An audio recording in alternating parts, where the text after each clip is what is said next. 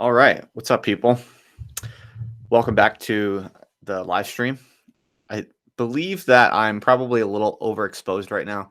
Forgive me. We're still getting set up. We have these like badass studio lights, and I don't know what I'm doing yet. So, in the meantime, as we kind of significantly increase our quality level, it's going to be a bit of a transition. Be that as it may, today we're going to be hanging out with someone named Visakan. I think that's how you pronounce it. He's a internet writer. I believe he lives in Singapore. Yeah, it seems like an interesting dude.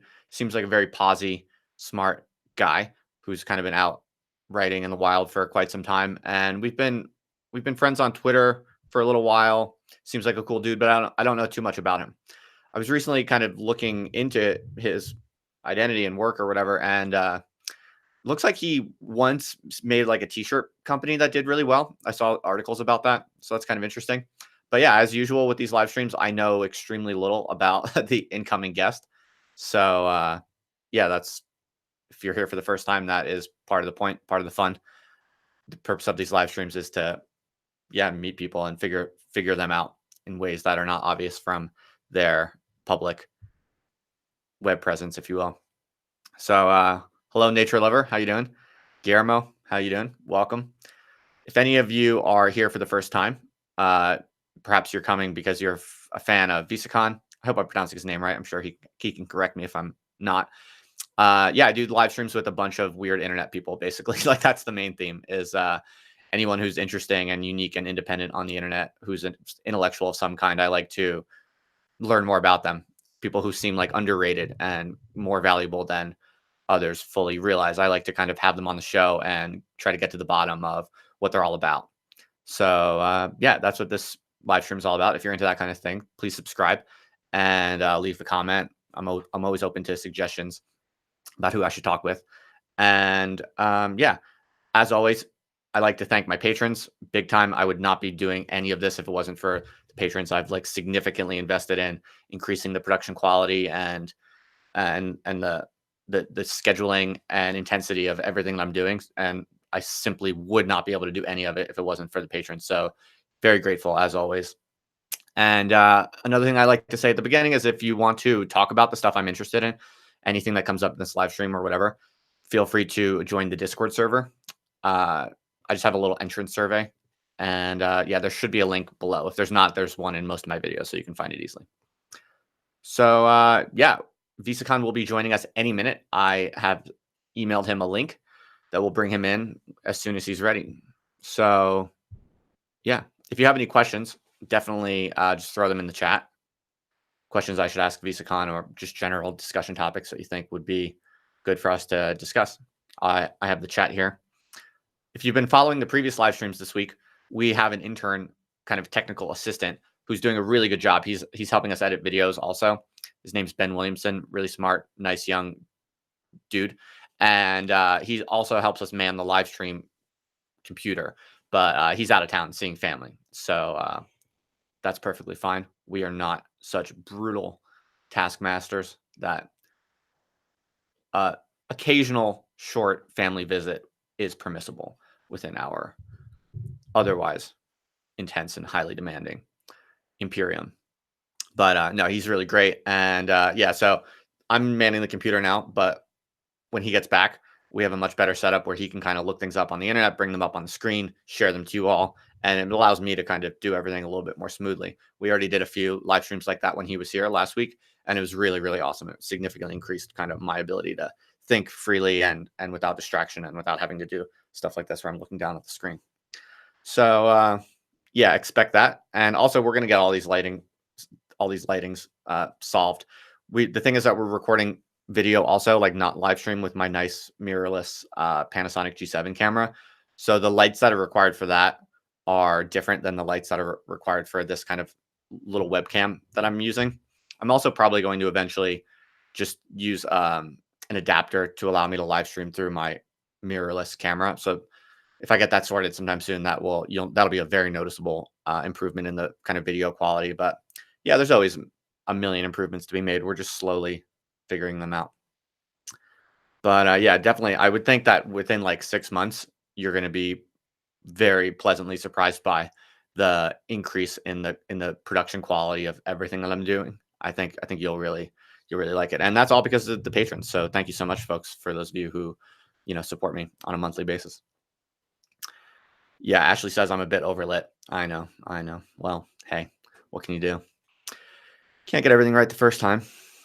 Invisible John asks, how do I get on for an interview? If you'd like to get on for an interview, you have to write some shit that's cool and interesting, and write a lot of it, or do something cool and interesting and send me links to stuff that you're actually doing and producing. And if it's cool and interesting and I'm interested in it, then maybe we can have a talk on the live stream. That's basically all there is to it.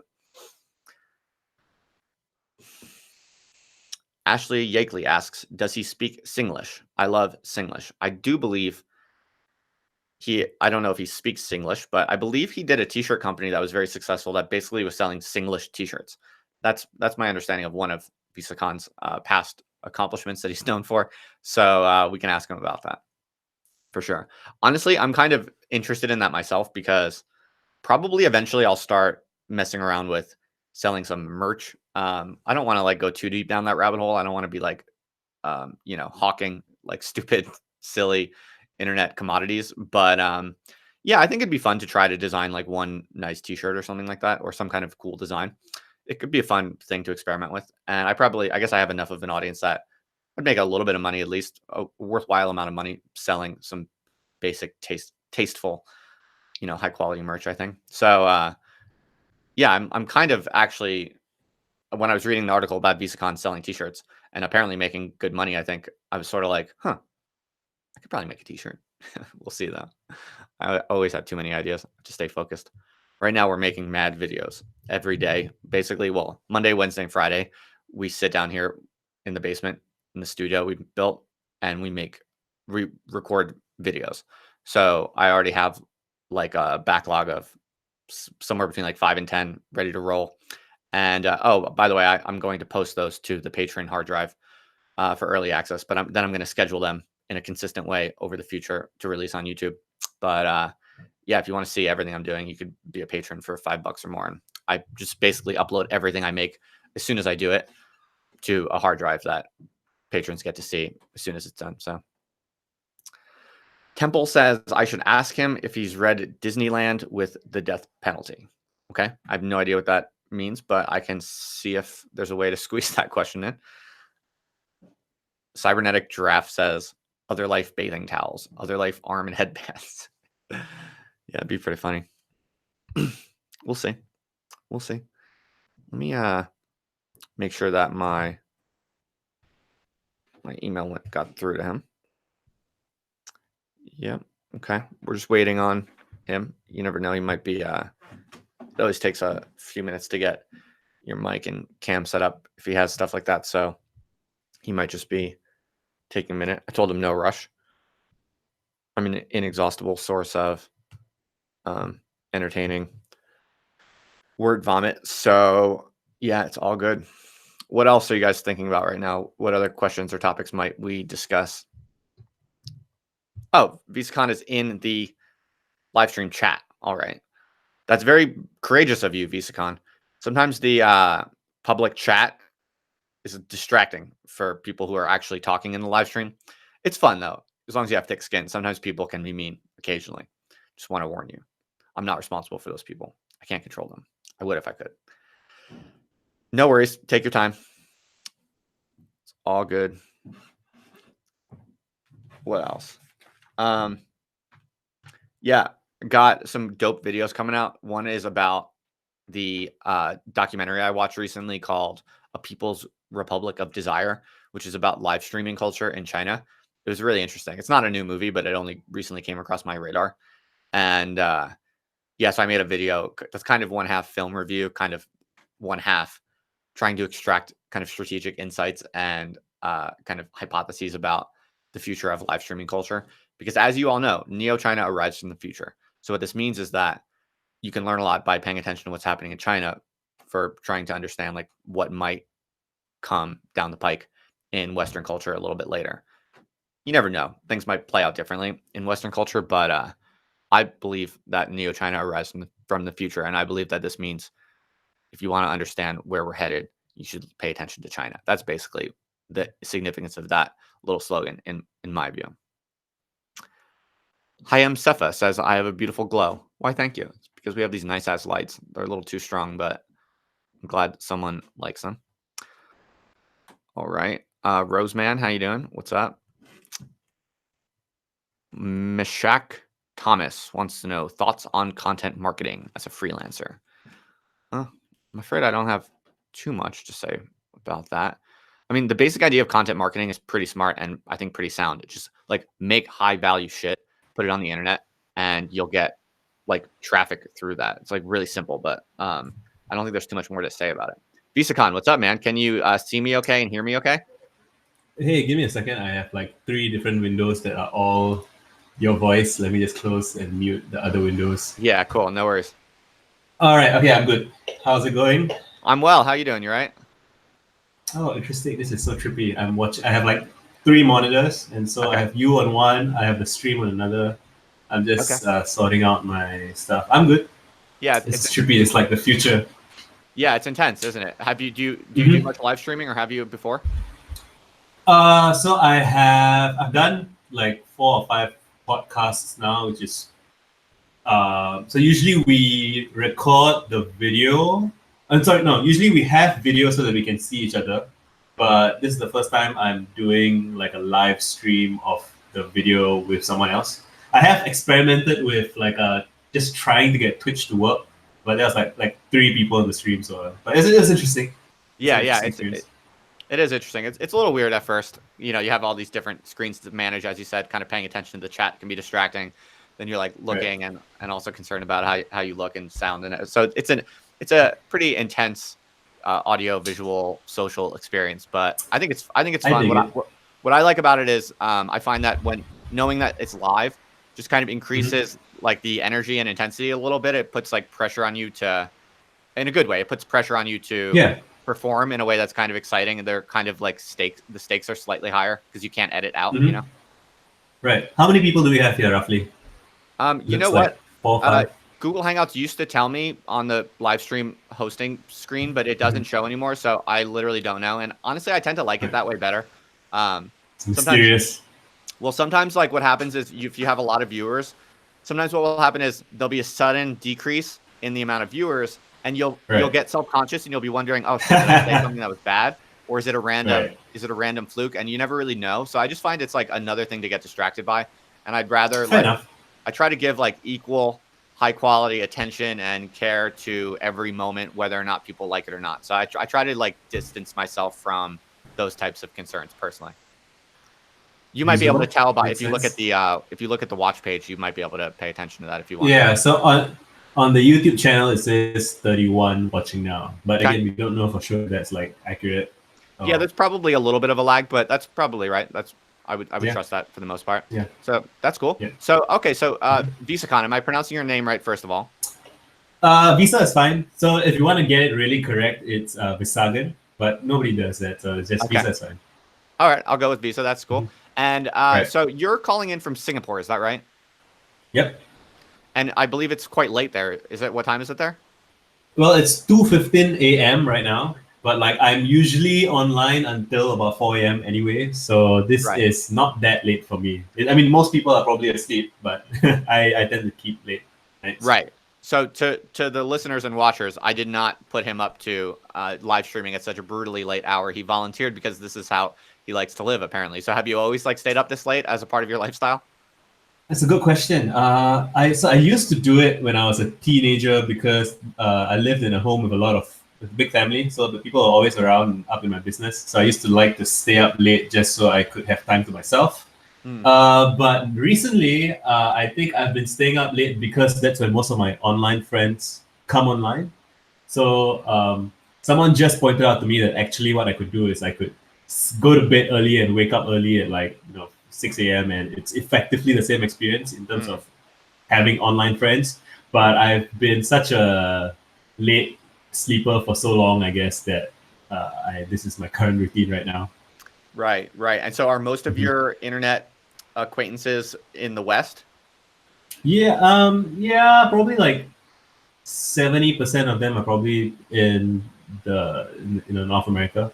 There's people from Europe, there's people from Australia, so there's always somebody around. But like you can really feel the difference in So if I post a tweet at 4 p.m. my time, I may get like 3 or 4 replies, and if I post a tweet like now, I can get like 2 dozen replies. So it really feels like there's this extended mind that goes to sleep at a different time than me, or like this. I mean, that's not on my time zone, not in my time zone. So it's very interesting to experience that. It's like it feels how would you say it? It feels almost transhuman, right? It's like at 4 a.m. like my hive mind comes online. It's a crazy feeling. Right. Yeah, that's interesting. Like you plug into cyberspace and you get a jolt of life, Yeah, very much so. So were you born and raised in Singapore? Yep, that is correct. Right. And so maybe you could just walk me through a little bit about your personal history. Like, when did you first start writing on the internet? It's a good question. So before the internet, I was like a library child. So both my parents read quite widely. They had a lot of books at home, and none of my siblings read very much, but they were all much older than me. So while I was in a large family, I grew up reading books a lot. So when I first discovered the internet, I took to it very quickly. I remember, I think the formative experience that I tell people about was I used to play this video game called Darkstone. It's kind of like this obscure Diablo 1.5 clone. It's like in 3D. It's not that good, but it's just it's an RPG, fairly simple, straightforward game. And none of my friends in real life played it. But I found the forum it was made by this company called Delphine Software that I don't think is around anymore. But so they had a forum, and on the forum there were like dozens of people from around the world who played that game, and I could join the forum and talk to people who played the same game, and that was like mind blowing for me. Like, wow, I get to hang out with people. I don't even know who they are, where they're from, but we all have the same interest. And even then, I was like maybe 9 years old, 8 or 9 years old, and I found that. And from then on, I was just like, oh, I want to find all the video game forums. I want to find all these niche anime forums, everything like that. And I was always, I guess it always meant a lot to me. And I would always, so a formative experience I had was I would be posting on the forums like everybody else. And then once, and most of them are older than me. Most of them were probably like late teens or early 20s. And I'm like this child, like 10, right? And no sense of social skills or no sense of, what is sarcasm or anything like that. So there was this one thread where, this one, like, the BB forum kind of threads, where somebody started a joke and they said something like, what's the craziest loot you dropped? Something like that.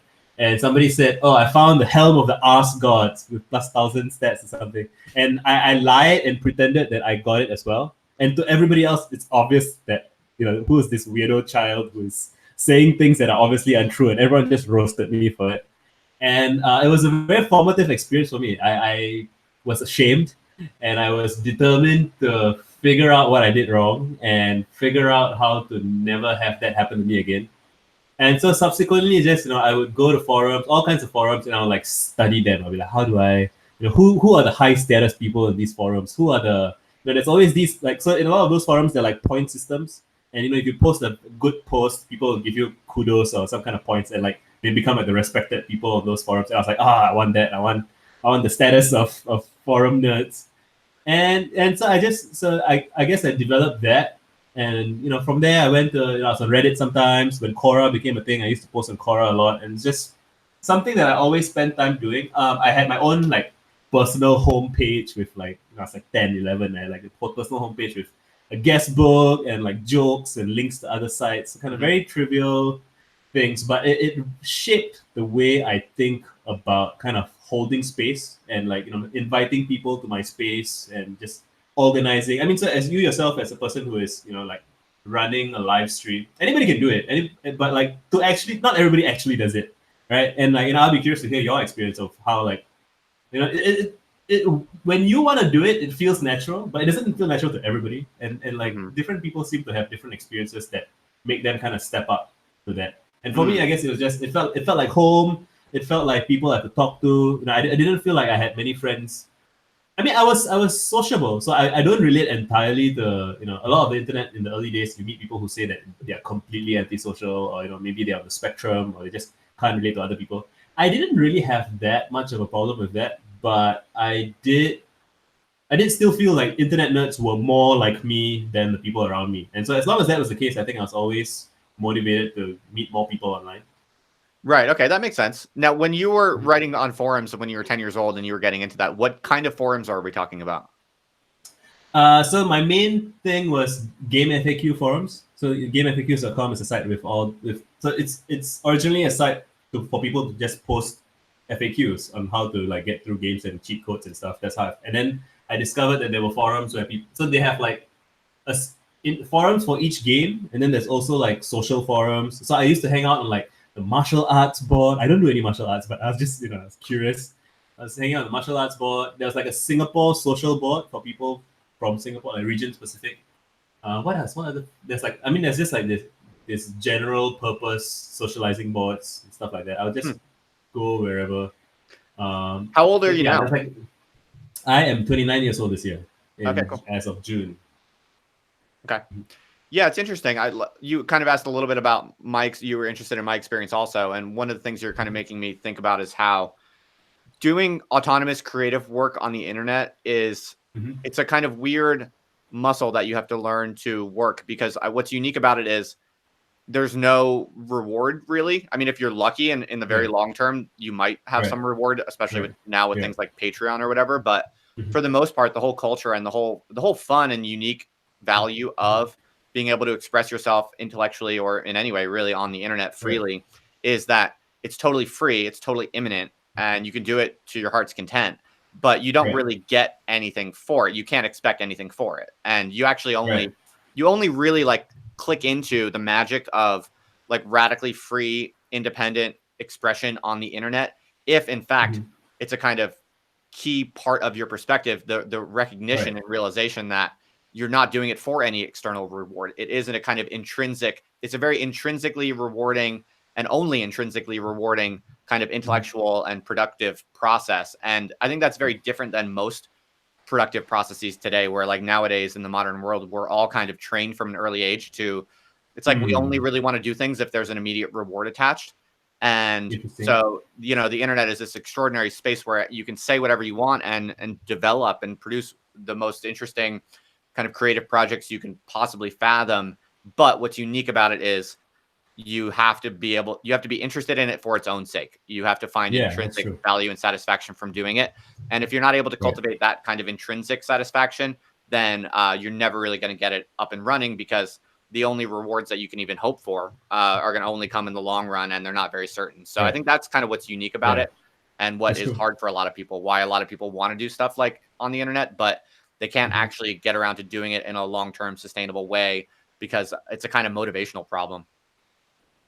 Yeah, I agree. I think it's like, even a while ago I got a DM from some younger guy, and he's like, "Oh, how do you?" He's asking me about my Twitter. So I currently have like 12,000 followers, but like I didn't, like a year ago I had 2,000, and a year before that it was like a couple of hundred. And if you look, I have like, so he was telling me like, it's so easy for you to do what you do when you have like thousands of followers, and every time you tweet, people are going to reply. And I'm like, sure, but like for like 95% of my history, that wasn't the case. Like you can go back to 2017 and you'll see I have like these long threads where there's like 0 favorites and zero likes, 0 retweets. And now if I tweet and like there's no response, I tend to switch to something else, because like I'm doing multiple things at the same time. But it's interesting for me to kind of revisit, re-examine, and try to get back into that old headspace where for like years and years I was tweeting over like thousands of, so I have a total of, I'm looking at my Twitter feed now, I have like 83,000 tweets. And like, if you eliminate the most recent 20,000 tweets, like there were like 60,000 tweets where nobody gave a shit except me, right? Yeah. And it's interesting to try to recreate that headspace and be like, why was I doing it? Why was I tweeting effectively? I mean, so I had people who were following me, I guess, like some friends and stuff. But like you said, like if you're trying to analyze it from what is the reward you're getting out of it, kind of from a reward maximization utilitarian kind of perspective, it doesn't make any sense, because just the amount of reward you get for the amount of work you put in doesn't appear to be rational. But you're right, like I was enjoying just articulating myself, like just the process of just, even if no one read it, it's like I liked putting stuff out in some sense. Right. Yeah, that's exactly right. I think that's how you have to be to have a kind of independent internet project of any kind. And so, okay, that's interesting what you just said about your kind of Twitter history. So what happened in the past year that made you kind of blow up on Twitter? Good question. So I left my job. So I was working up until June last year. So I left my job about a year ago. So what happened was I wasn't always super active on Twitter. I mean, so I was moderately active since let's say 2015 or so. So I used to work for this company that's like an e-commerce SaaS startup, and my job was kind of a general marketing role. So I did content, I did social, handled the Twitter account, Facebook account, and stuff like that. And so while I was running the company's Twitter account, I made an effort to try and get more engagement on the Twitter account, which was something I had never deliberately set out to do for my personal account because I was just tweeting to my friends. But since having deliberately kind of engineered that or experimented with that and run experiments to see what kind of content gets what kind of responses from people, I got good at it. And so when I joined the company, I had like 500 followers on my personal account, and the company had like 300 followers maybe. And like within a couple of years while I was working there, I grew the Twitter account for the company until about 3,000 followers, while my personal account was still at like 1,000. I wasn't really tweeting for my personal account. So when I left I mean, the whole time I was working, which is I was there for 5.5 years. It's a great experience, but I was very busy. It's a very high functioning environment. Like everyone's really smart. Everyone's really kind of high functioning. So I didn't feel like they were pressuring me to work hard, but I just felt motivated to want to kind of live up to my peers.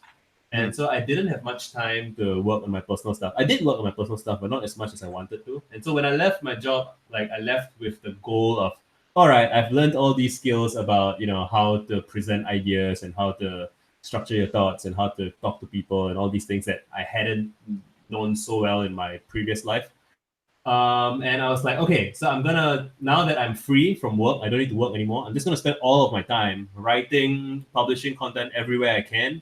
And so it wasn't just Twitter, it's like Twitter, my blog, Facebook. I'm gonna be as prolific as I can on all fronts. And I did that for like within 2 or 3 months, I noticed that like me doing that on Twitter was like exploding way faster than everywhere else. And I mean, so I've discussed this with a few people, and I think so around 2015, 2016, around the time where I think the quote tweet became a feature and threading became more common. Like I've spoken to several different friends, some friends who are bloggers, some friends who are just people who are doing different things and also have Twitter accounts. Kind of there's this convergence where multiple people all seem to realize almost simultaneously that, hey, something is going on Twitter where people are having increasingly high quality conversations, and it's increasingly easy to make friends with people that you previously had no contact with. And so around, I think, 2017, Mark Andreessen was doing threads in 2015, and then the quote tweets became a thing. Like I do feel I'm still trying to piece this together for an essay that I'm working on, but it does feel like I can't take credit entirely for I grew my Twitter account by 10,000 people. Like it did seem like I was kind of in the right place at the right time, and there was like this new wave that was hitting. There was like this early wave way back in 2013 where just all the early accounts that were funny or were interesting, they happened to just get a huge early adopter advantage. But didn't you say that your yeah. Twitter growth came in a year ago?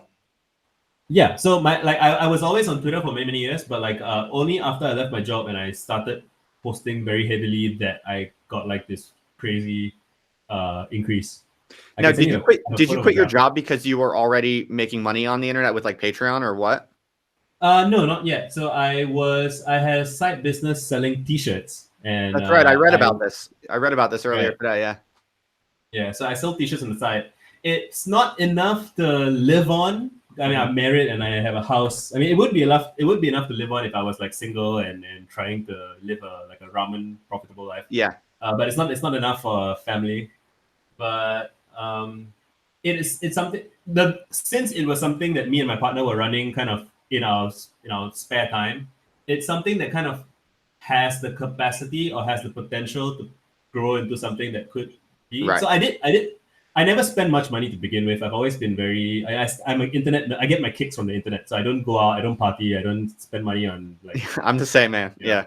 right? Yeah. So I just save most of my money. And so I had, like, when I quit my job, I had like maybe 6 months runway. So like for 6 months, I can just do whatever I want and not worry about it, like for my Okay, I expenses and see. stuff. And so I was like, okay, I'm gonna leave my job. I'm gonna take 6 months to just do as many things as I can on all the. And it's not like I don't know what I'm gonna do. Like I knew that I have people who have like offered me consulting work. And so like 6 months in, when I was gonna start looking for a job potentially, maybe I got offered. I got like consulting work offered to me, and so I just took some of that. And then now everything's kind of like now. So I started my Patreon in like November, and that wasn't. It wasn't like I didn't set out to start a Patreon, but it was something that was kind of maybe could happen. And I make enough money from Patreon now to kind of like to pay my home, like my basic bills and stuff. But it's not again, it's not enough to live on. But Mhm. I know that wow, in just like 3 to 4 months, I've grown this much, and it's something that I could potentially develop. So Right. that's exciting. And yeah, so Right. it's kind of this very a lot of small different things that kind of add up. And I'm not rich. I'm just Yeah. but I'm not worried about survival either. Yeah, that's a really interesting story, man. Because you and I are on a very similar wavelength in that Mm-hmm. I recently quit my job, and what I had going wasn't enough to live on. So it was a bit of a risk, but it was Right. enough. There was enough there and enough potential and opportunity there. And it Right. was just so much more in line with what I was trying to do with my life more generally, Mm-hmm. that it seemed like like a good calculated risk to just quit the Right. job and double down on what I was doing and see what happens. In part, I could take Nice. that risk. In part, I could take that Right. risk because, as you said, I also had enough of a runway, and Mm-hmm. also I'm very fortunate and privileged to have good skills that are Right. easily marketable. So Mm-hmm. if I need to hustle and get paid work for consulting or Mm-hmm. freelance stuff, I could probably do that without much problem. And probably if I needed to get a real job full time, I could probably Right. do that without too much Yeah. struggle. Fingers crossed, hopefully. Same. Same. Yeah. So yeah, that's interesting. So when you so your t-shirt company does well on the side of your job, and then you decide to Mm-hmm. basically leave your job because it was good enough to give you confidence to just go rogue as an independent person. And so now Right. then you invest more in writing more on the internet, you build up a Mm-hmm. Patreon, and Right. now how much of your everyday life is paid labor to external sources? Yeah, so I have one kind of primary marketing consultant client that kind of effectively pays most of my bills. That's how I kind of think about it. Mhm. But like if I stop doing that, then I would need I would need like he's a client that I really respect and admire. So I'm kind of working more than what would actually be optimal if I was trying to optimize for creative freedom. So Mhm. I mean, I'm kind of I'm flexible about this. Like if I have an opportunity to work with someone I really respect, I don't mind like taking on a bit more work and a bit less. I slow down my personal writing a little bit. I have a Right. wife. It's just all these things kind of add up. But sorry, what was the question again? How much do I need to do? Oh, no, I I would was say curious, like just basically what is your division of labor right now? Like what percentage of your effort goes to paid work that is we right, don't see on the internet, right. and what percentage of it goes to independent creative work? Oh, so what's cool is even the work that I do that is for like clients, it's in the space of like startup marketing. So pretty much my entire career has been it wouldn't interest like maybe half of my Twitter feed, but like even the work that I do for other people, it's still got my name on it. Like a lot of it. I mean, not all of it, but like at least half of it has my name on it, and I can still kind of reuse that. I see. But I mean, to answer the spirit of the question, I would say maybe like 60% of the work I do right now is for work ish. It doesn't have to be. I could scale it down to maybe like 30% and be fine. But like right now, Mhm. that's the balance I'm choosing to have. So the long run goal, and I'm sure you relate to this as well, is just like it's like pure creative freedom when you can completely make a living just doing whatever your taste dictates. But like I recognize that the world doesn't owe you that. Like you have to build slowly, you build your audience, you have to publish Right. stuff that people you may have to compromise a little bit and do something slightly more popular that is, it's kind of something that you care about, but it's not the number one thing you care about, but it's something that lots of other people care about. So you choose that first, and then, like there's so many stories, right? Like Christopher Nolan used to make corporate videos before he can make Inception and Batman, right? So I'm willing to take decades if I have to. Yeah, for sure. Yeah, no, I think that's definitely the right way to think about it. I'm in this kind of phase at the moment where, since I just quit my job and I have a runway, and I was actually very lucky that as soon as I quit my job, I got an offer for a pretty lucrative kind of freelance gig. So I just did that for like 2 or 3 weeks, made a good chunk of change, and hopefully that's going to be like recurring work. Like hopefully that person will come back to me, periodically with more kind of high paying work. I'm a social scientist and I'm like a quantitative. I do like statistical modeling and stuff like that. So hopefully I'll get like the ideal for me would be that like someone hires me to do that kind of high paid work like once every like 3 months or something like that. And then I just I spend like 2 weeks doing like an intense, demanding project, make mad money, and then I mean it's not mad money. I don't want to sound like I get you. I'm not exactly. You get like a quarter of runway, right? And then you don't do anything about work for like 3 months. Yeah, that I think honestly that would be the ideal life for me if I could hack it, is getting some kind of like high paid freelance work, but every like 3 months, and then in between those projects, I do all my internet stuff full time. But the problem with that is you never know when you're going to get freelance work, and it's a kind of sketch. It's kind of sketchy to hang your life on that. So, yeah, I'm basically right now I'm in this kind of I'm doing a 6-month experiment. Basically, my wife has given me permission to basically spend the next 6 months just doing internet stuff full time. If I get paid work, like freelance work, if it comes, I'll take it. That's great. But if it doesn't, what my goal right now is to just do the internet stuff as a full-time job and then see what the growth rates look like.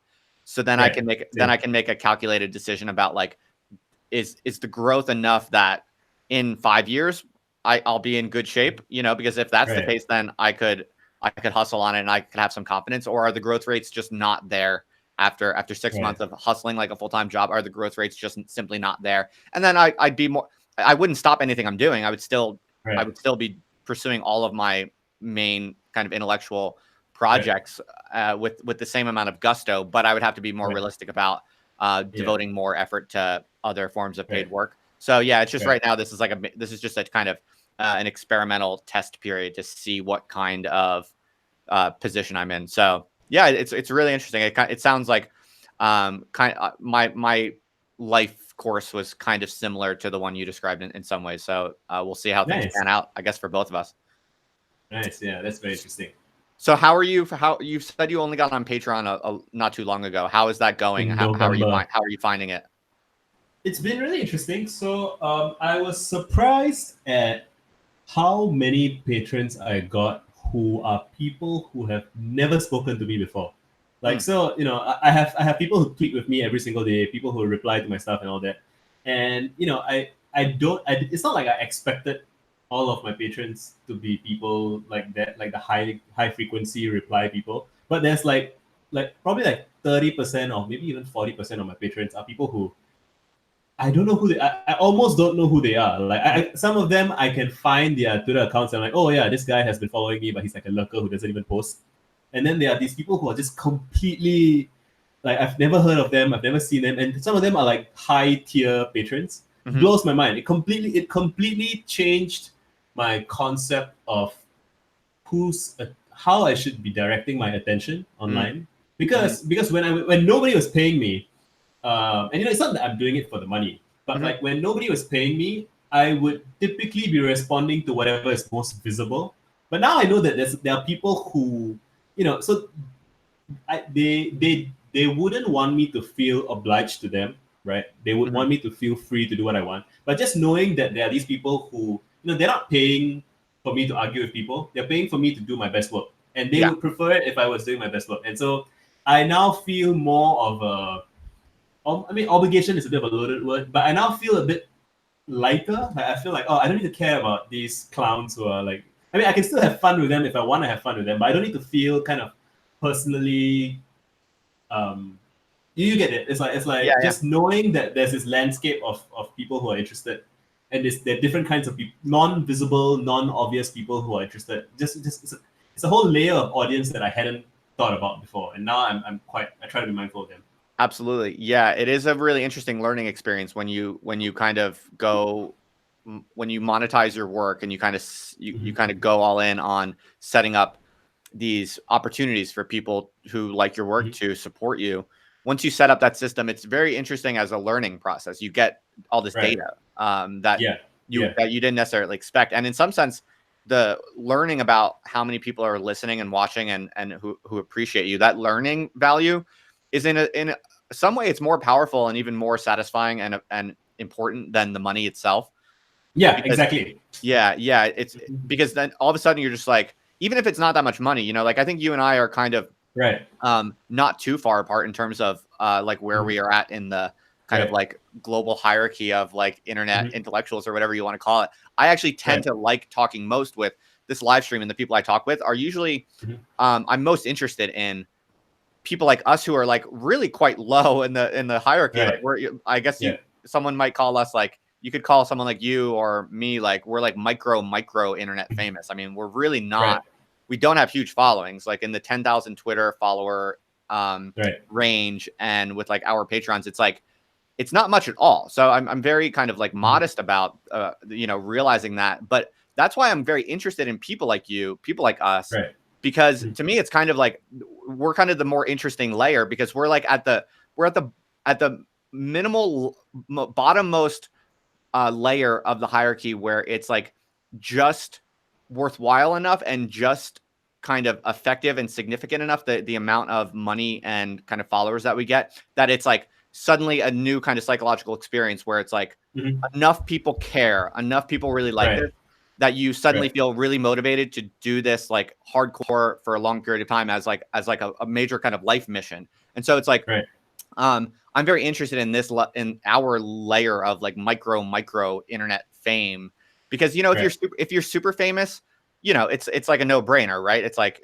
anything you do, people will eat it up, and of course, like set up a Patreon and you have like $10,000 a month coming in. It's like that's cool, by all means, it's awesome if you have that, but it's kind of less interesting because it's you know, you're doing really well, you've absolutely made it. But people like you and I are kind of like just at that kind of lowest level where it's possible and worthwhile. But you know, what's interesting about it is it's not that beyond the reach of like smart, creative people who want to do this sort of thing. Like, it's not that far out of reach, and we're only, people like you and I are only barely kind of at a level of influence and income that it's like we're only barely beyond the cusp of this like being financially kind of exciting and worthwhile and emotionally and psychologically sustainable. So that was a bit of a rant just to say that you know, the idea here is not like, I'm not asking you these questions because, oh, you're so famous and you're so successful. I'm not presenting myself as like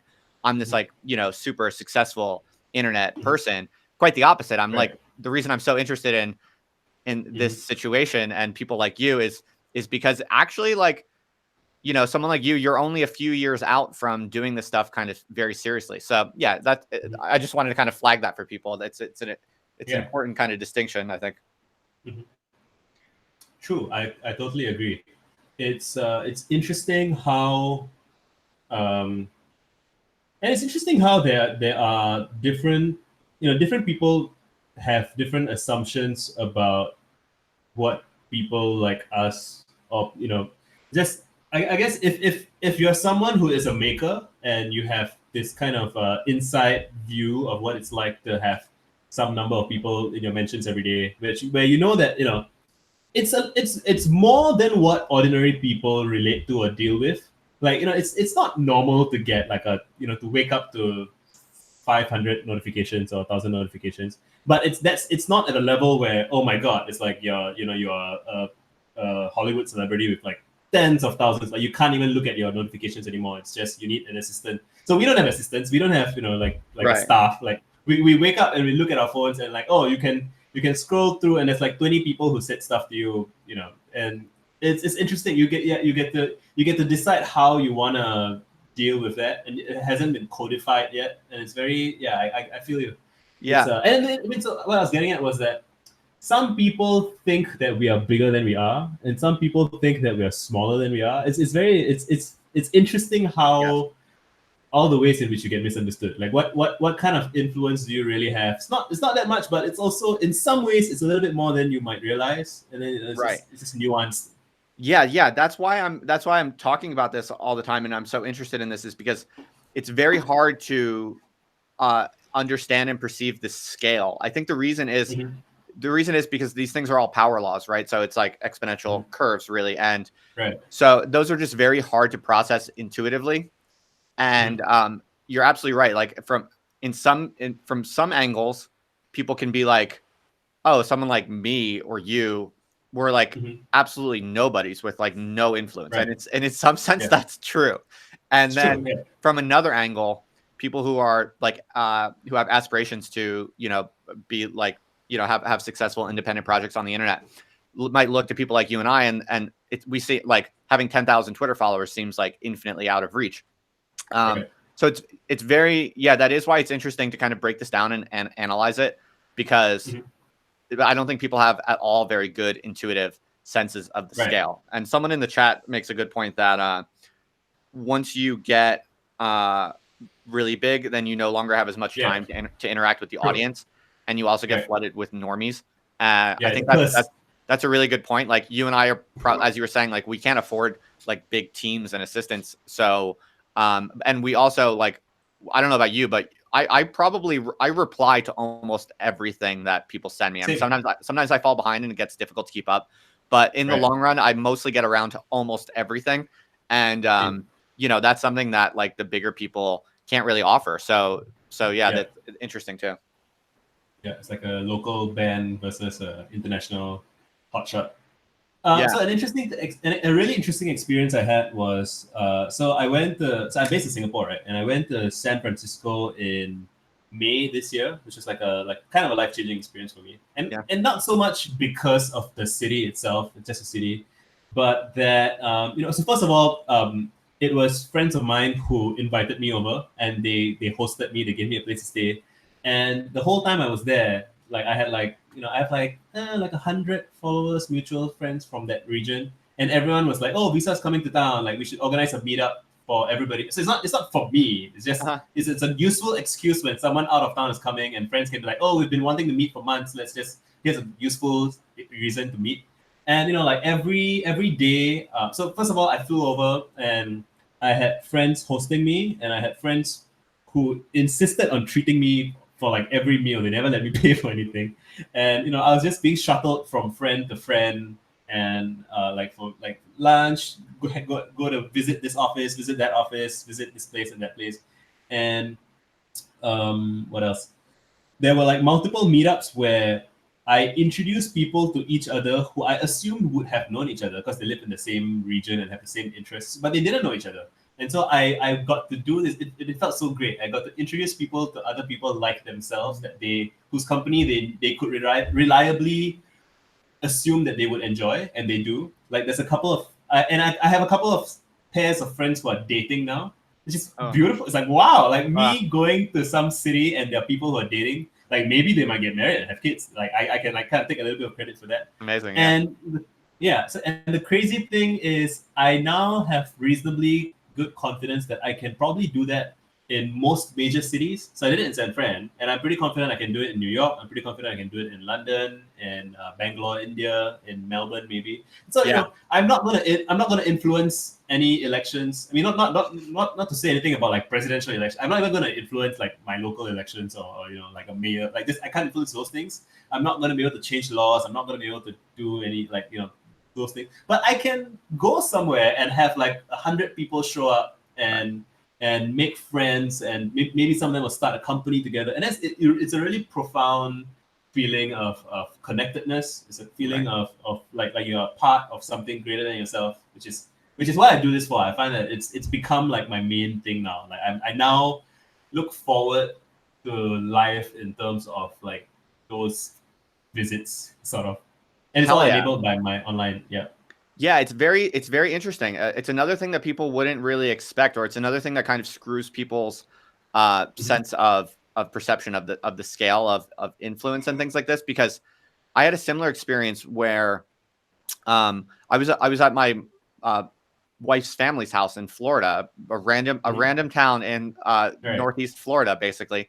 And I just put out some tweets, put out some blog posts saying, hey, is there anyone in this region who would be interested in having a meetup? And there aren't even many like big cities around. Like the closest big cities are Jacksonville, which is like an hour or two away, and then Gainesville, which is an hour or two away, and St. Augustine, which is kind of close. But these are like not even big metropolitan areas, really. And and I ended up in the end, I hosted a meetup, and 10 people came, and they drove from like all over fucking Florida. It was awesome, and they were like, and they were really, really cool people. It was all dudes, all younger dudes. It's also really interesting to learn who your audience is, like to see them and meet them. It's so interesting to learn, like who the type of person that most kind of enthusiastically is following and appreciating your work. It's so interesting to learn, and especially when they turn out to be like really cool, solid, nice people. It's such a relief. It's like I often get anxious about like, you know, what kind of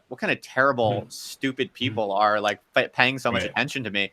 And you know, you never know really. And then you meet them and you're like, they're smart, good, super interesting, eccentric, independent, intellectual, young people. It was so awesome. It was so cool to learn that. And this is why, you know, the larger thing here, the larger implication, or maybe the reason why this is valuable to talk about, I think, to other people also, is that if you're an intellectual or creator of any kind, an artist or writer or whatever it might be, and you're putting work out on the internet over any prolonged period of time, if you're at all doing it consistently, the chances are that the people who are paying attention and appreciate your work is more than what you think it is. That's the lesson here. And I think that applies probably on all parts of the scale.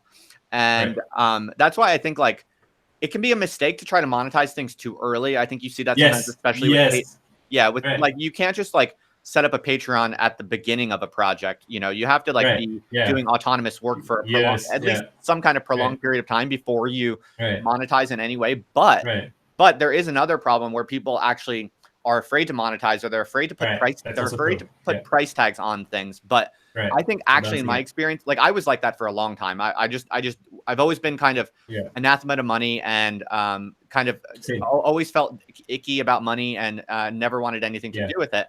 But once I started messing around with it, once I kind of just accepted, like, we live under like hyper capitalism, like there's no getting around this. I found that one of the most pleasant surprises, it wasn't the money, because even still, I'm not making that much fucking money. Like it's not at all enough to live on or raise a family on yet. But the real valuable thing that people don't understand is that when you put a price tag on something, you get confirmation from the world about how many people actually value what you're doing. And it's often, if you've been doing quality work over a long period of time, it's probably going to be more than you expect. And that kind of learning, that data is incredibly uplifting and interesting and valuable. And so, yeah, I think that's probably the reason why, you know, you and I we're not reflecting on this just because we like talking about ourselves and our fans or something like that, but it's profoundly interesting to learn these things. Yeah, so that's a fantastic whole, you know, we could talk about this one thing for hours even, but like just to kind of, you know, so my main criticism of a lot of, you know, people who kind of set out to build a brand and be an influencer and make money online is that I always feel like there's very little vision. Like it's very short term. And I mean, so I have a few friends locally who are pretty successful, like moderately successful at this. Like they've built an audience, like, you know, they've maybe like since Instagram came out roughly, right? They like a couple of them are like comedian types, a couple of them are like musician types. And, you know, I respect their accomplishments and I respect their work. What they've done is they have built an audience, whether it's through like comedy content or like musical content and stuff like that. They've built an audience over a couple of years, pretty big audience, bigger than mine.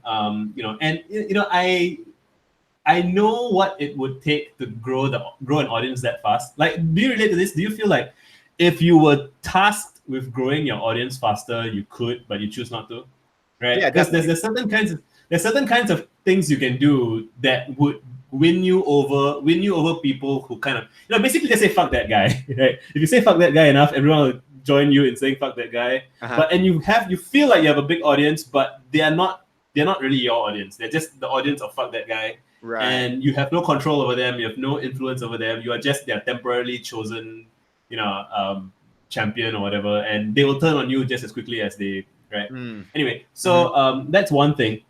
The other thing is there are people who, they spend decades writing, publishing, whatever, but they just, like you mentioned, just have an aversion to asking for any kind of money because it feels like it's cheap. And like anon culture is a lot about this. Like, oh, you're a sellout. You're just doing this for money. Blah blah blah. It feels disgusting or whatever. And I'm closer to that part of the spectrum. I do feel like, the internet needs to have like volunteers and people doing good kind of enriching stuff without doing it for the money. But yeah, like you mentioned, like we have bills to pay, right? And how I'm framing it for myself now is that I can basically almost think of having had one experience where I go somewhere and like I made like 100 people really happy, like just introducing them to each other and all that. The limiting factor on me not doing, like, if I got a windfall of like $10,000 or something, I could do that right now. I could book a ticket and fly straight away to some other country and not think about it. But I have to think about it because I have bills to pay. So the degree to which the bottleneck that keeps me from the next experience that will I know reliably creates happiness and wealth for other people is my relationship with money. So if I'm unwilling to ask for money, then I am choosing to postpone that experience. So I'm choosing to postpone, other people's happiness because I'm selfish and I want the self-image of myself as, oh, I'm too good to ask for money. Right. Kind of thing. Right. So now I find that to be a super helpful frame. Like the money is not for me. The money is I mean, yeah, some of it is for me, sure, but it's not like I'm spending it towards, I bought this mic from patron money. I would not have bought it with like, if I was going to buy a mic for myself, I would agonize over it for like weeks probably, right? Like, oh, am I spending too much money? But now I'm like, okay, my patrons want me to produce content, and so this helps me produce content, so I do this. And so similarly, it's like, oh, my patrons are I'm saving up the patron money to book flight tickets to go and organize an event and take videos, make more content, and like introduce people and make that snowball. So I find that to be kind of a healthy framing of your money is not for the cult of me, but it's for it's to create all of these experiences that everyone wants and to create content that everyone wants. So I feel like at this point we should probably go over a little bit what your actual project is, because people listening and watching from my audience might not know. So how would you describe your project? Right. So I'm actually in the process of kind of revising this, but just kind of a few one-liners that I think kind of capture it. One of it is how to make friends in the digital age. So there are a few different, so Tiago, if people know Tiago, he's doing how to do productivity in the digital age. And there's a few different classes of content that's like, how to do something in the digital age. And I feel like making friends, so a thing that astonished me when I was in the Bay Area, for example, was how many people I met who were lonely. Like they'll tell me like, hey, like I'm lonely. I'm like, wow, you guys are smart. You guys are, well off. Like loneliness shouldn't be, I mean, I don't know about should or shouldn't, but like I was a very lonely teenager, and I was very determined to not grow up to be a lonely adult. And so I set out to make friends as much as I could in every way that I could. So I have that skill set and that mindset and all those things. And I'm learning now that not many people have that. It's like, you can Google for it. Like loneliness is an epidemic and it's worse for people than smoking. It's bad for your mental health. It causes suicide, blah, blah, blah. And, so I just feel like everybody wants to make friends. And I am working on some content. I might do an online course, maybe. I don't want to get too fixated on exactly how it is, but I tweet about it a lot. So I have a bunch of threads on making friends. And kind of like parallel to that is I describe it as creating nerdy hypermedia. But I mean, so that's just a phrase that I like. But what that means is just kind of. So I for your viewers who don't know, like people tend to know me as the guy who makes very big and very elaborate threads on Twitter, and part of the reason I do that is it's a system of distributed note taking that is public facing that other people can interface with and play around with. And so the theory that I'm working on, and I'm working on it by doing it, but I'm also gonna articulate it, is that the way we think about productivity and note-taking and building content, even, like, it's very solitary, and it doesn't have to be. You can kind of do it in a networked way with other people. And so I'm trying, and so it ties in perfectly with making friends, because one of the ways you make friends is by doing shared collaborative work on things that you care about in public with other people. So, you might be like this anti-social nerd, but you're like working on some kind of wiki or whatever. And people have done this. So this isn't new. People have been doing this. You can look up like how people made friends in the fandom of like some Tumblr or something. And there are all these epic stories of like rise and falls of these communities. But basically I'm trying to slightly atomize it and like teach people. So I've been able to do it. So I've made a bunch of friends. I have this huge body of work that is interlinked with what other people are doing, and so it's clearly a source of wealth and happiness. And I just want to. I mean, to say the word productize is a bit sleazy, smarmy. But basically, yeah, I just want to teach other people to do it, and I wanna articulate what I have done in a way that other people can examine it. And I'll have free content about this as well, so that people can just read it and or view it or whatever. And even just this conversation, like you're not paying me, I'm not paying you, but like somebody watching this might think, maybe I should tweet more, right? And that's a little bit of what I want. Right. And I just want people to be more involved in taking control of their information diets, of their information output as well. And just to help people see that being someone who takes notes in public and does it with friends, and it's just this very nourishing mesh. And there's many ways to look at it. On one hand, so far I've been talking about it in terms of like loneliness and making friends, but you could also frame it in terms of like it's a defense against like it's kind of like an immune system development for how to like when people ask how are we going to solve the fake news problem, or how are we going to solve the misinformation problem, or how are we going to. So I don't have any like grand solutions, but like I feel like if the world is going to be slightly better, if we can have like tens of thousands of people doing what a handful of us are currently doing, which is kind of to play like cleanup duty and to make friends and help and verify, verify information and ask each other, hey, is this correct? Is this wrong? And stuff like that. Like it will probably never be able to get everybody to do it, but if we can like get more people to do it and get those people to get other people to do it, like that's something that I want to be a part of. Right. Yeah. I think another implication of what you're doing and kind of your style of thinking about it, which is very similar to mine, is that you're right. Like nothing you're saying is going to somehow like change the world itself. But Yeah.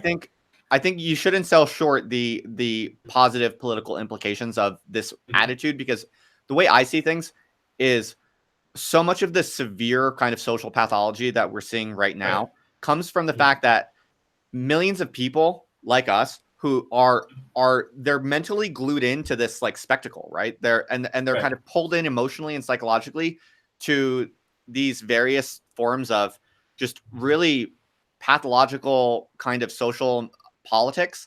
And to me, one of the best antidotes to that is just independent creative work. So it's like, if people could just create more creative independent projects, the real political benefit of that is simply that they're plugging out of this like grand central pathological spectacle. They're withdrawing their emotional and psychological and creative energy from this like mass atrophied kind of pathological center that is contemporary politics. And I think the more people can plug out of that, the better. And that is something that you really like. If that becomes fashionable and more common, which you can absolutely imagine, it seems to possibly already be underway.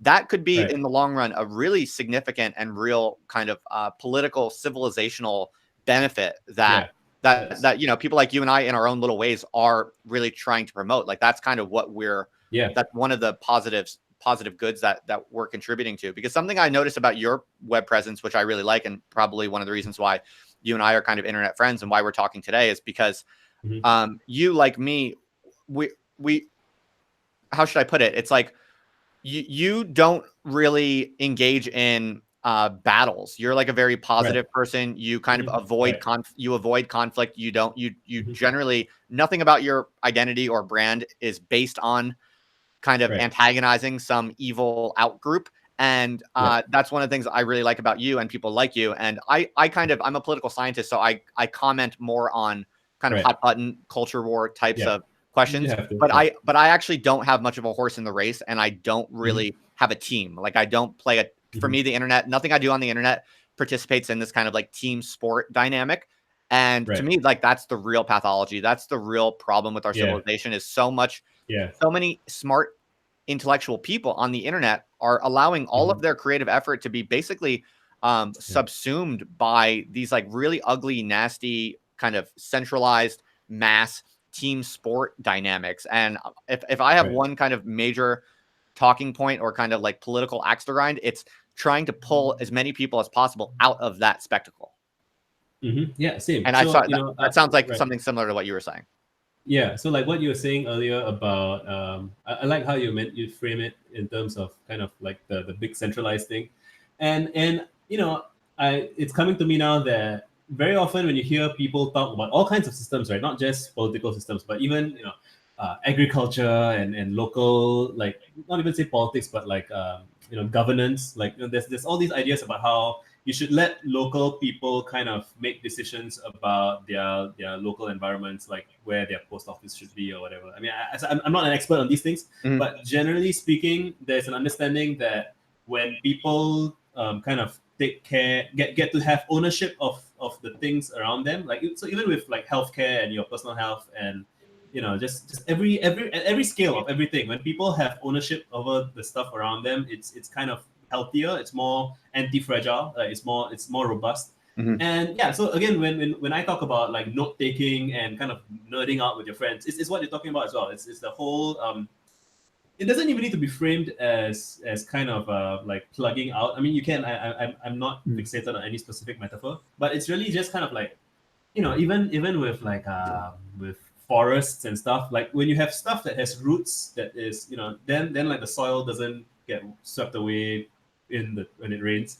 Like similarly, right, when people have kind of embedded personal friendships with other people, and the internet lets you make friends with everybody all over the world, right? So if you kind of like go galaxy brain on this, if we can all have really embedded social networks with friends that we really care about all over the world, like then we all get invested in taking care of each other more, and just it becomes healthier. Like I mean, I have to think this through a bit more in detail, and I'll probably write an essay about it. But I think you get it. Like it's just obviously healthier for everybody in every sense.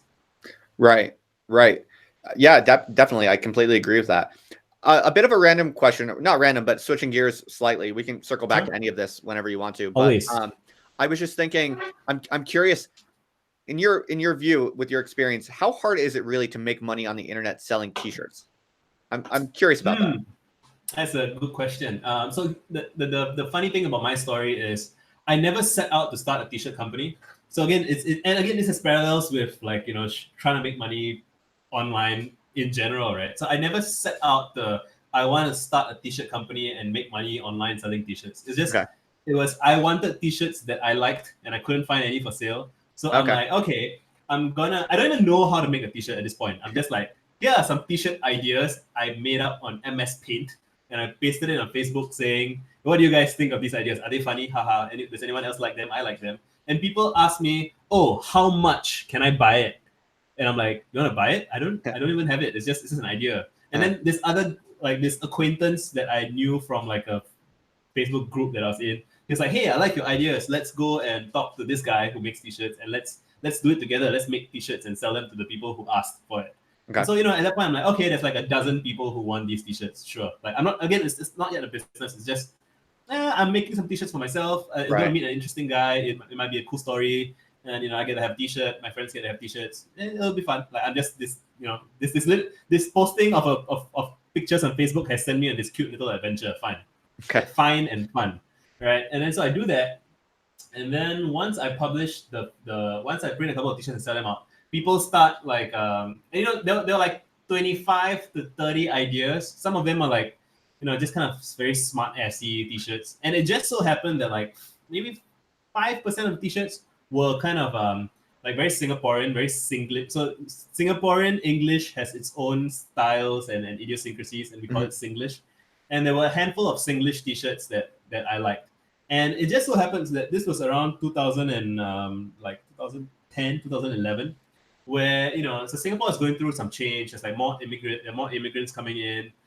people are getting kind of a bit more hipster, more like they used to be into Starbucks and now they're transitioning into like hipster cafes. Like Starbucks is not cool anymore. Okay. And so people are starting to get into like this kind of more hipsterified Singlish national identity. They're like, oh, like we used to be ashamed of how uncouth our English is, but now we're like, oh, that's our like local signifier. It's what makes us Singaporean compared to like new immigrants, right? And I didn't know any of this. I was just making t-shirts that I thought was cool, but I kind of just happened to have like 2 or 3 t-shirts that were super popular because of that. And I'm like, oh wow, the Singlish t-shirts are super popular. Let's just make more of that. Like let's make like 5 or 6 more of that. And then that exploded and like I started getting interviews and stuff. So, And I can't tell someone. what supplier did you use?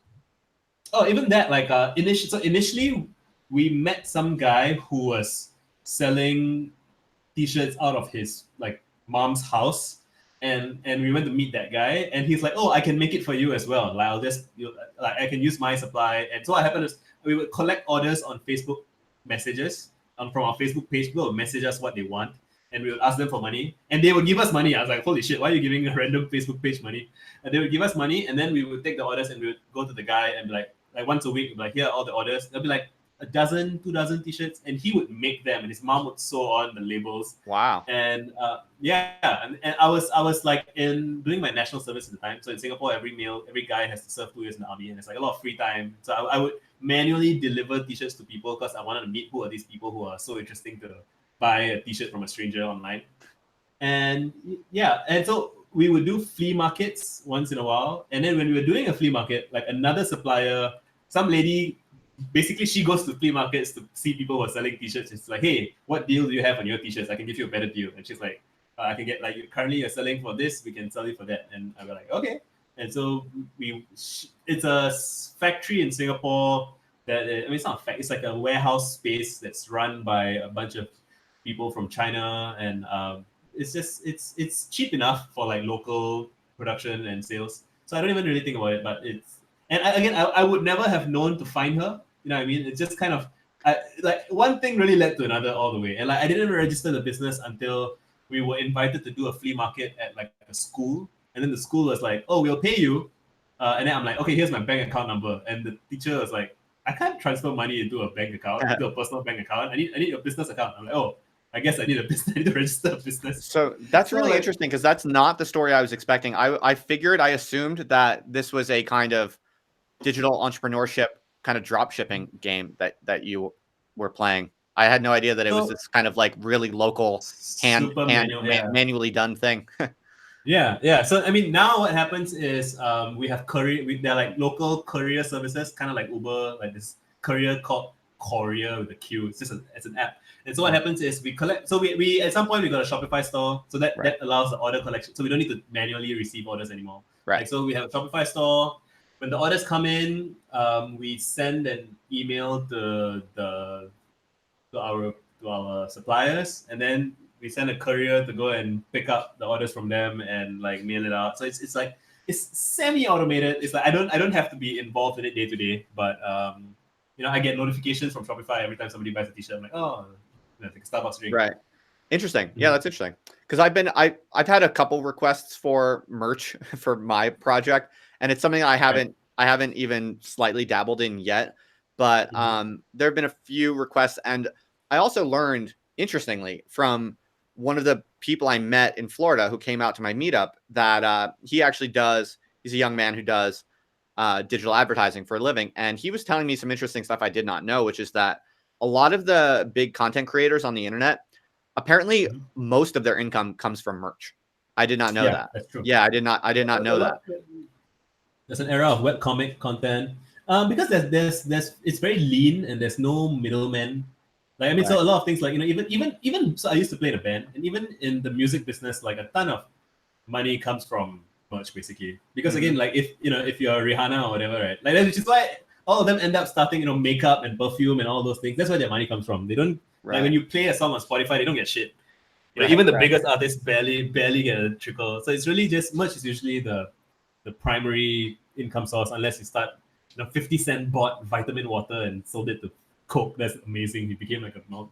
anyway. Right. I have a lot of business trivia in my head like that, but yeah. Yeah, no, well, it's interesting. That's why I was just curious to pick your brain about it for a minute, because I was doing some research into it, and it looks like the most efficient way to do it nowadays is some kind of setup where you leverage, like, Printful is one of the big competitors, I think, where basically, like, they streamline all of it, and you just basically upload your designs. It's all, like, very it seems quite optimized, and it seems like high quality products.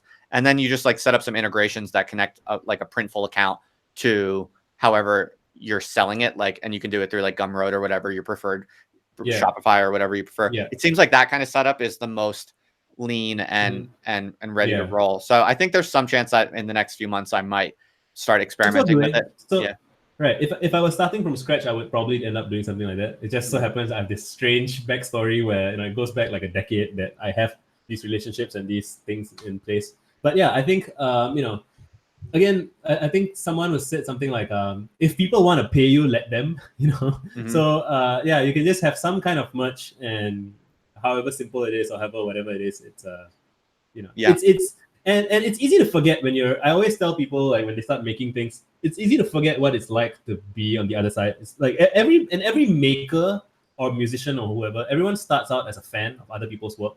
Like, that's how you end up making your own, because you like a bunch of stuff and you want to see something that doesn't exist, so you make your own. But like, and when you're a fan, like, you know, it's you want to support the artist, and you know, it's you want. It's almost like, even if the artist doesn't, or the creator doesn't get anything, you want to demonstrate your personal commitment to yourself. You want to show yourself that you care about this thing, and so you want a T-shirt, or you want a icon, or just something that reminds you that you are willing to incur some sort of cost to remind yourself of the thing that you care about. And so, like, as a creator, again, you should give people the opportunity to do that for themselves, even. Right, for sure. So I don't want to keep you too long. I wonder if maybe we should start talking a little bit about. I would love to hear what your future plans are, or what are your big ideas moving forward. What are you most interested in right now? Right. So I have a whole. So you're catching me at a very transitional phase in my life. So like, I have like this whole package of all of these things that are on my to-do list, and that will still be on my to-do list. But I'm currently going through a process of, okay, wait, let me think about which of these things are like still relevant. I mean, so none of it is going to become irrelevant, but like, I'm changing my priorities slightly, and that changes. Oh, I completely understand that. I'm in the same phase. Right? Yeah, you have to make hard decisions about what you want to focus on. Yeah. Right. So like, for example, you know, very early on in my career, I was very local. Like, which is why the t-shirt company is super local, and I used to be a local political blogger. Like, in Singapore, people would read my content about. So I have a bunch of stuff that's optimized for that. Like, you know, I have a memoir, like a draft of a memoir that is, you know, to the app. I don't know how much the average person following me on Twitter would care about it. I think they might care about it as like friends type, but it's really for a Singaporean audience. Like, what's it been like being a Singaporean political blogger, you know, which is, again, like, it's like 40% done. But do I want to finish it right now? I do want to finish it eventually for some, but like, you know, should that be my current top priority? Probably not. So I have a bunch of things like that. And so I have a draft of a whole novel from about my music scene days, and that's probably, you know, I probably won't release that until I have built more of an audience from a bunch of other things. So okay, I definitely want to at least have some. I think where my current state of thinking is I need to publish something that is paid for people, that is, you know, kind of like behind a paywall, I guess. That is relevant to most of my current and future audience. And it's probably gonna be something along the lines of what I'm talking about making friends. So I have this thing called my Memex, which is, if you go to my Twitter account, it's in my header photo. And I pulled that out of my ass, like, you know, just on someday I was just inspired by someone else's map, and I'm like, oh, I'm gonna make this. And for some reason, like, every 3 or 4 days, I get someone DMing me saying, hey, what's that in your header? Can I see the full version? And I'm like, wow, like, people are really into this. Like, it's and you know, I'm selling myself short a little bit, but it's like, it's kind of the summary of my, like, a decade of journaling and introspection, and it's kind of like my principles or whatever. And I don't think super highly of it myself, but it's clearly resonating with people. And so before I was doing that, I have a draft of another book. This book is called Introspect, and Introspect is about a guy, kind of like a. It's not meant to be like a philosophical treatise or whatever. It's just like if you're a young person and you kind of need help making decisions about what your preferences are, what your priorities are, just kind of like questions to ask, like just little short blog posts or like a couple, 1-2 pages per question. Like, should you want more happiness or less unhappiness? You know, that kind of like just basic kind of guidance for thinking about these things. So I have like the draft of that, but like again now I'm like having written it, I'm like, is that what I should be my number one thing that I put my name and face on and be like, buy this from me? Like, no, probably not. So I'm kind of cycling through all of these projects. So it's, I mean, I would recognize that if someone said something like that to me and they're like, I want to do all of these things, I'm like, just do something, dude. Like just Right. But things I have the drafts of all of these things, so it's not like I'm fantasizing about maybe doing them. I already have all of them, but it's just I'm trying to strategize what should happen first. And I think probably like kind of the making friends thing should probably come first. So I'm probably gonna write a few blog posts to kind of summarize. So because I've been tweeting so much, like my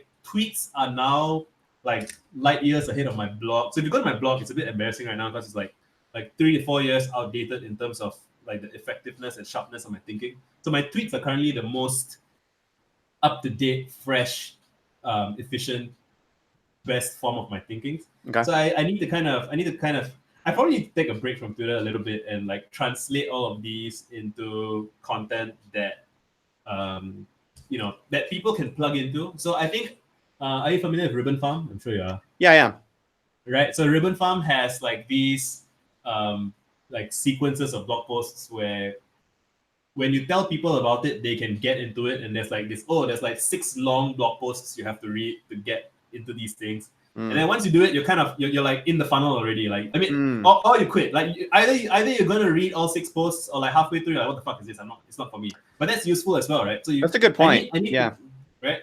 So I need to have that thing where I have like 10,000, 12,000 people who are vaguely into my stuff. They follow me, but I kind of need to give people that like 10,000 words or so of like, if you're really into this, if you're in for the ride, you want to be that community leader locally, whatever. This is the guide, Right. and yeah, that might even be before, and then maybe the book after that, something like that. I'm figuring it out. Right. So I think Yeah. you're trying to get it right. I relate to all that for sure. I'm in a similar situation. I also have a lot of basically stuff that's already written, kind of like half done book drafts and stuff like that, lying around. And of course, for some reason, in my evaluation of my priorities, I decided for some reason, well, not just for some reason, I did think about it quite a lot. I decided what I would focus on for this moment is a very short term book project from scratch. Of course, I have all this half written stuff, and I need to make something. Yeah, I new. get it. I totally get it.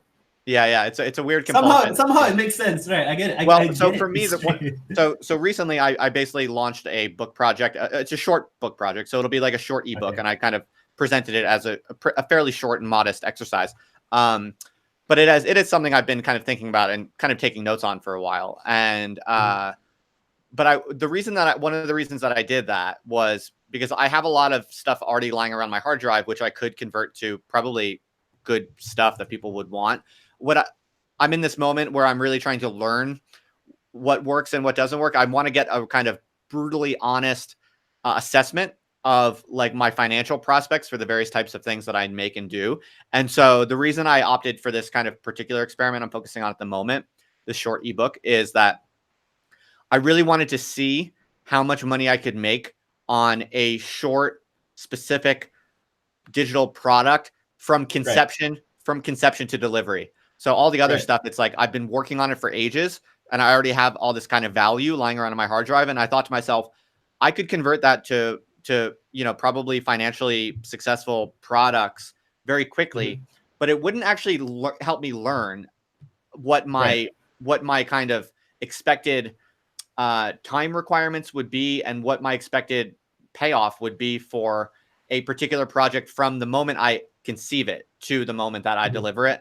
So I was like, all right, in this kind of learning project, this kind of learning period I'm in right now in this kind of 6-month experiment, let's start something from scratch, present it, sell it, produce it, and get it out there and see what kind of money that makes, so I can get an assessment of a more realistic assessment of like a per project kind of financial outcome. So Yeah, and I'm quite pleased with it actually. I mean, not to talk too much about my own stuff, but you might be interested in it since you're I am interested. thinking Yeah. about something similar. I did a pre-order product on Gumroad, super slick, super easy. And what's really cool about the pre-order is basically I was like, I wasn't sure how many people would want it. So the pre-order is kind of amazing because you can just make a pre-order product in one day and get it out to your followers and just see how many people pay for the pre-order. Because if you don't decide to follow through on the project, they don't get charged. So you can kind of use the pre-order. You can use the pre-order mechanism as a kind of an idea validation process, really. And I kind of had a mental threshold of how many pre-orders I would need for this project to be worth doing right now. And I said that to people when I presented. I said, if this doesn't get at least 50 pre-orders, then I probably won't do it, just so you know. And it pretty rapidly met the 50 pre-order mark. And as a relatively short self-contained project, I was like, all right, then fuck it, let's do this. And this will be my main focus for the next couple weeks. I'll get it done as quick as I can, and I'll get it out the door and see how. And I'll be curious to learn once I finally publish it how much money it makes all in. Yeah, so yeah, that's what I chose to do, and that's what I'm working on right now. I hope to have it done like within a month, hopefully. And yeah, because the other thing I'm really curious to see is like what kind of passive income I get in the following months after I stop marketing it. Like after it's got buzz, I'm curious to see like how many will it sell over time, like on in those quiet months, like 5 copies or 10 copies or more. You know, it's like 100 copies, maybe. Who knows? Like I just want to learn what to expect, basically, moving forward. I think it's time for me to create a Gumroad account. It's pretty dope, man. It's super slick, super easy, and the checkout process is like famous for being really quick and optimized. And yeah, so let me know if you want any tips or insight from my experience so far. And the CEO is Sahil, right? Sahil Loving. Yeah, he follows me on Twitter. Oh yeah, that's right. That's who it is. Nice. Okay, I'm gonna. Excellent. I'm gonna set up. Anything else you want to kind of squeeze in before we? I don't want to keep you too long. I'm sure you have other things to be doing. Do you want to promote anything or share anything, or just get any thoughts out before we call it a day?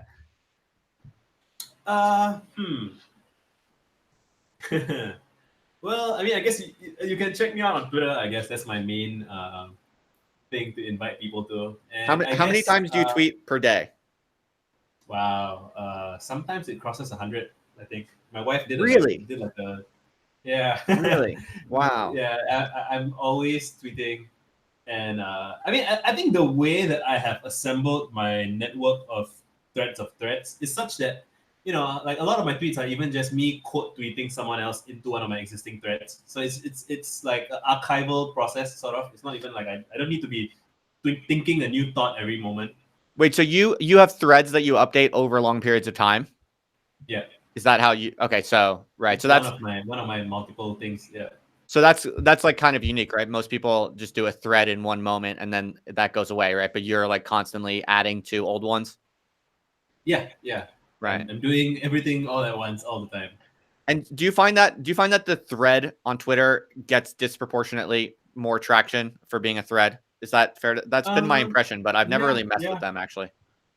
That's true. I mean, sometimes if you happen to have like a moonshot tweet that just super popular, then that's great. But in terms of like, if you just take each tweet at its own merits, a thread that's slowly built well over time gets it gets seen more. It gets each subsequent edition makes the older tweets more valuable because they're part of like this ongoing thing. I have a thread about this, obviously. But, it's people don't think about it very much, but it's really this cumulative value you can make. Yeah. I should think more about you actually writing more on Twitter, because for me, for the most part, I try to spend most of my time in my kind of writing applications and doing longer form things. And I tend to, unfortunately, use Twitter mostly just to post links. And I'll quote I'll quote articles I'm reading and do that kind of basic kind of curation type of sharing what I'm reading. And I'll post some kind of original thoughts on Twitter, but not that much. But I actually wonder if maybe it would be a good strategy to do that more. It sounds like that. It sounds like that's more your game. Like you actually use Twitter as like one of your primary sites of like original production. Is that fair to say? Yeah, it's correct. I mean, so even like I used to have I have a YouTube account, and I've had it very long, and I've always wanted to produce video content, but I was nervous, I was shy. My old webcam was shitty, my old mic was shitty. I just didn't do it. And then I was always like, I think like a year ago or 2 years ago, I'm like, okay, once a month, let's do a vlog, because I think it's nice to have like vlogs you can reflect on, because a video is like better than just a snapshot. But even then, there would be like several months in a row where I didn't do anything, and that was just it made me feel like shit about myself. I'm like, I have this basic goal of make one video a month, any kind of video, and I wasn't doing it.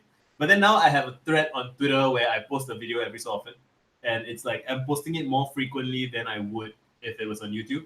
And having done that, like now I have enough accumulated experience there that I can, the videos that I made to post on Twitter, I also post on YouTube, and it's doing like moderate. I mean, it's I'm not marketing it or anything, but like it's something that people seem to like. So I guess, I mean, ultimately, like I often get into conversation. I often find myself in the middle of conversations about like mediums, and people say, "Oh, should you be on YouTube? Should you be on Twitter?" Like it's really just whatever resonates with you, whatever you feel is it's better that you are, even if you're writing on like some shitty platform. If that platform gets you writing, you should write there, right? Just whatever the output is. It's true. Go to wherever the output is, right? Yeah. Yeah, it's a good point. Well, dude, this was really fun. Thanks so much for hanging out with me. Anytime. Thank you so much. So are you gonna be like uploading the audio, or? Yeah, as soon as we're done, it automatically archives as a video. So yeah. Awesome. Nice. Yeah, man. It was a pleasure meeting you kind of face to face in some sense. And I think you're a really cool dude. You're a really smart, productive person who's like a very positive force on the internet, I think. And I think the internet is lucky to have you. So thanks for doing what you do. That's a very sweet thing to say. Yeah, no, I mean it. I don't sweet talk people. You seem like a cool dude, and you're fun to talk with. And you're very positive, and I appreciate that about you in a time when there are a lot of incentives right now to be nasty and to be on a team that's attacking another team. And I have a special place in my heart for people who like systematically avoid that trap. So you're a good example of that. Thank you so much. All right, Visa, nice hanging out with you, and let's stay in touch, I hope. All right, I'll see you, dude. See you later, man. Okay. All right, folks. Thanks for hanging out. That was really cool. Real nice dude. Really enjoyed hanging out with him, and it was cool to kind of talk about the behind-the-scenes considerations and reflections about, being our kind of level of independent intellectual or content creator or whatever corny term you want to use. It's cool to talk with other people at a similar kind of, as I said, quite modest level of internet influence or whatever. And so that was cool. That was fun. It was very sociable. And thanks for hanging out. Subscribe if you haven't done so already. If you're here just through your appreciation of Visa, maybe it's your first time here. I do these kind of conversations with lots of people on the internet, very different types of people. But I guess a common recurring theme is it tends to be, kind of under-recognized, but people I think that are really interesting and really worth knowing more about. So under-recognized, I would say, independent, eccentric, kind of obscure intellectual figures of one kind or another. That tends to be who I'm most interested in and who I bring onto the show. So if you're into that kind of thing, this would be a good place for you to check back to. And if you're not interested in it, then fuck off. No, I'm just kidding. All right. Thank you. As I said, and as always, huge thanks to my patrons. I would not be doing this at this level I'm doing it if it wasn't for you all and your support. So I'm eternally grateful, as always. And also just thanks for hanging out with me. I'm still always just appreciative that there's a handful of you out there in the world who want to hang out with me live in this little channel of mine. So let's call it a day. Thank you. I wish you the best. Good day and good luck to you on all of your endeavors.